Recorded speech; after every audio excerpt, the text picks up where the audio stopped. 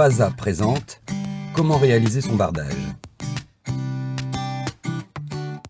Vous aurez besoin d'un mètre, d'un crayon, d'un perforateur, d'une mèche, d'un marteau, d'un niveau, d'un escabeau, d'une équerre, d'une scie radiale, d'une agrafeuse, d'un cutter, d'une visseuse, d'une disqueuse, d'un pistolet extrudeur, de gants, d'un couteau à isolant et d'un niveau laser. Afin de permettre une entrée d'air suffisante pour s'engouffrer derrière la lame, faites un trait repère à environ 20 cm du sol et calez votre laser dessus. Présentez le chevron, traité en classe 2, percé et fixé tous les 60 cm à l'aide d'une cheville adaptée à la nature de votre mur. Pour le second chevron, utilisez 2 piges de 60 cm, correspondant à la largeur de l'isolant. Percez, fixez, avancez la pige au fur et à mesure du vissage. Contrôlez l'aplomb et rectifiez si besoin. Poursuivez sur le même principe la pose des chevrons. Il existe 3 possibilités de pose. La première est celle de notre vidéo, la seconde avec des équerres de fixation, la troisième en fixation directe à travers l'isolant. Côté pignon, pour gérer l'angle sortant, faites dépasser le chevron à fleur de l'autre avant de fixer. Pour un angle rentrant, il suffit de les mettre l'un contre l'autre. Au niveau du rampant de pignon, placez les piges et à l'aide d'une fausse équerre, repérez l'angle de la future découpe. Reportez l'angle en traçant sur le chevron, découpez, percez et fixez sur le même principe. Installez la première ligne d'isolant entre les chevrons préalablement posés. Si l'isolant est trop long, découpez-le à l'aide d'un couteau adapté. Poursuivez la pose sur le pignon.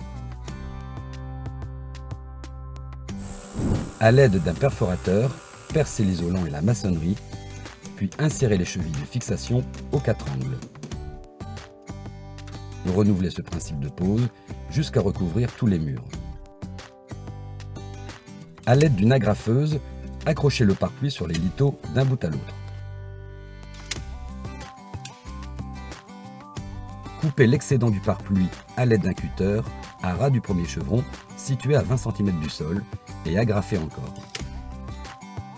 Placez les laies suivantes sur le même principe en prenant soin de respecter un recouvrement de 10 cm minimum.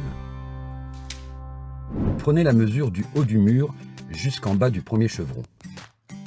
Coupez le litho et vissez-le sur les chevrons.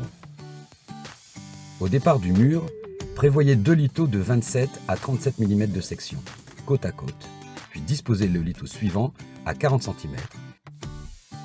Et en vous aidant d'une pige, continuez le lithonnage. Arrivé à l'extrémité du mur, mettez un second litho côte à côte et pour l'angle, amenez le litho en recouvrement, fixez et doublez-le. Vous aurez également besoin d'un litho dans le prolongement du retour du cache-moineau. À l'aide d'une fausse équerre, relevez l'angle du rampant. Reportez-le et procédez à la découpe du litho. Fixez ce dernier et reprenez ensuite le lithonnage tous les 40 cm.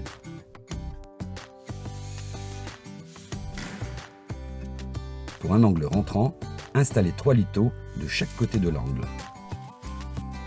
Fixez un profilet multifonction à l'extrémité. Et pour les angles, clipsez les 2 profilets verticaux pour réaliser une cornière. Placez-la correctement et vissez de chaque côté.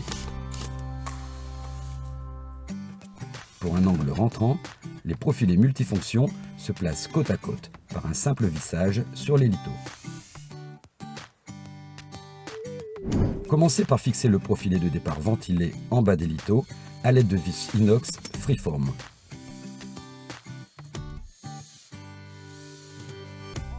Installez-en un également sur la partie supérieure. Amenez votre première lame, côté angle ouvert, et prévoyez une dilatation de 8 mm environ. Fixez les clins à l'aide des vis fournies au milieu de l'œillet et sans écraser la lame. Prenez la mesure dans la gorge du profilet en pensant à respecter un espace de dilatation pour la gorge du profilet et aussi à la jonction entre les deux lames. Et après l'avoir découpé, emboîtez-la dans la lame précédente et reculez de quelques millimètres, puis vissez. Pour la deuxième ligne, utilisez la chute de la ligne précédente et continuez ainsi sur quelques lignes. En cours de pause, vérifiez le niveau. Progressez ensuite de la même manière. Arrivé en haut du mur, au niveau de la dernière lame, installez une latte de 7 mm d'épaisseur sur toute la longueur. Mesurez ensuite l'espace restant et ajoutez 22 mm comme indiqué sur la notice. Après l'avoir découpé, insérez cette lame en respectant toujours l'espace de dilatation.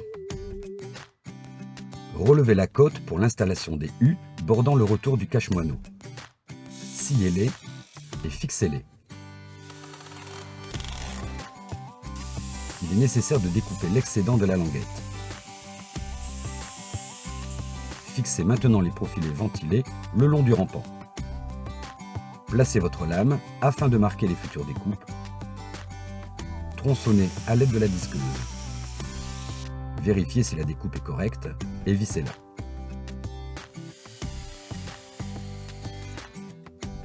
Poursuivez l'assemblage sur votre pignon en respectant ce principe. Afin d'installer les profilets de finition, relevez les cotes et l'angle. Après les avoir découpés, clipsez-les.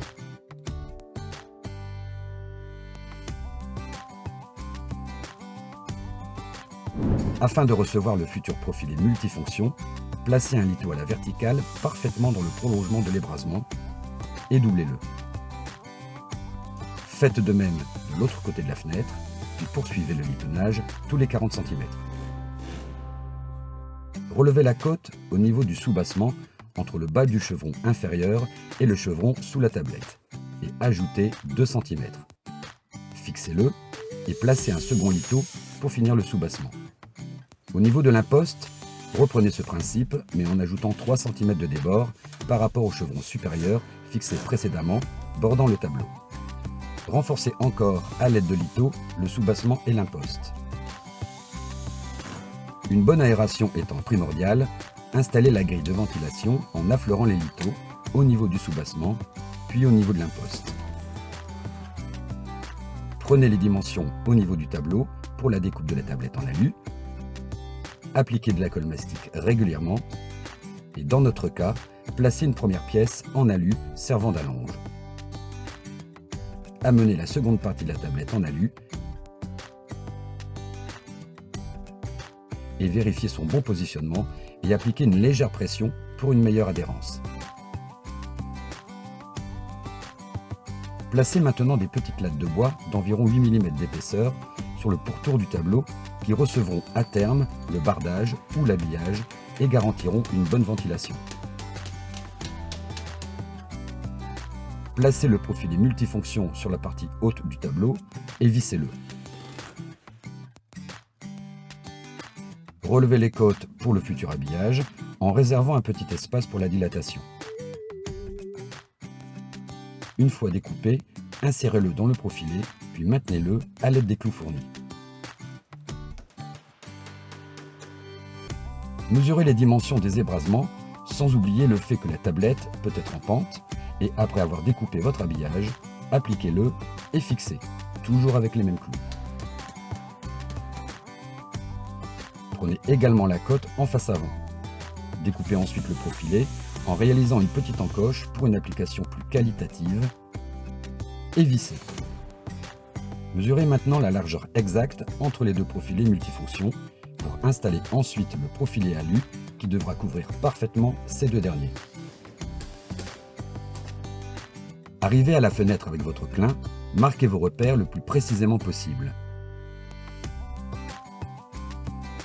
Vous pouvez utiliser une disqueuse pour les découpes. Amenez ensuite la lame de clin et procédez à l'emboîtement, puis à la fixation. Continuez votre bardage sur ce principe. Le profilet de finition sera ensuite adapté et positionné. À l'aide de mastiques de maçonnerie, vous réalisez un joint d'étanchéité à chaque jonction d'aiguillage, vous permettant ainsi de parfaire votre pose.